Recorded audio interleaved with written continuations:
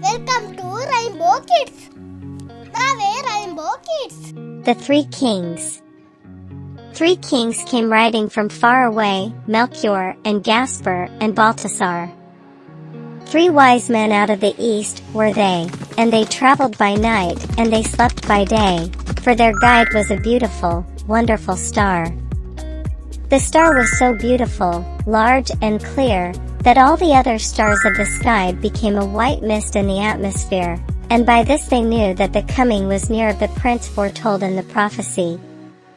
3 caskets they bore on their saddle bows, 3 caskets of gold with golden keys. Their robes were of crimson silk with rows of bells and pomegranates and furbelows, their turbans like blossoming almond trees. And so the 3 kings rode into the west, through the dusk of the night, over hill and dell. And sometimes they nodded with beard on breast, and sometimes talked. As they paused to rest, with the people they met at some wayside well. Of the child that is born, said Balthasar, good people, I pray you, tell us the news. For we in the east have seen his star, and have ridden fast, and have ridden far, to find and worship the King of the Jews.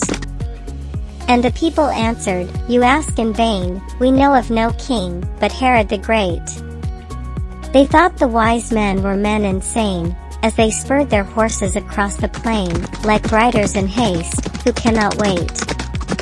And when they came to Jerusalem, Herod the Great, who had heard this thing, sent for the wise men and questioned them.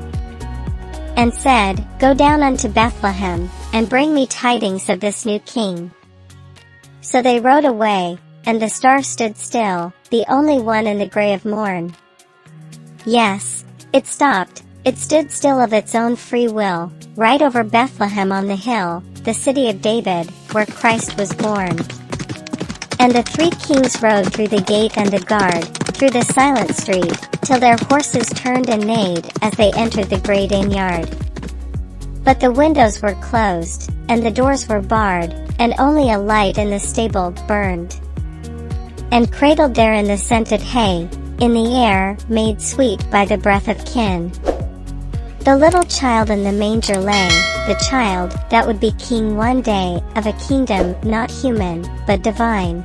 His mother Mary of Nazareth sat, watching beside his place of rest, watching the even flow of his breath. For the joy of life and the terror of death were mingled together in her breast. They laid their offerings at his feet, the gold was their tribute to a king. The frankincense, with its odor sweet, was for the priest, the paraclete, the myrrh, for the body's burying. And the mother wondered and bowed her head, and sat as still as a statue of stone. Her heart was troubled yet comforted, remembering what the angel had said of an endless reign and of David's throne. Then the kings rode out of the city gate, with a clatter of hoofs in proud array.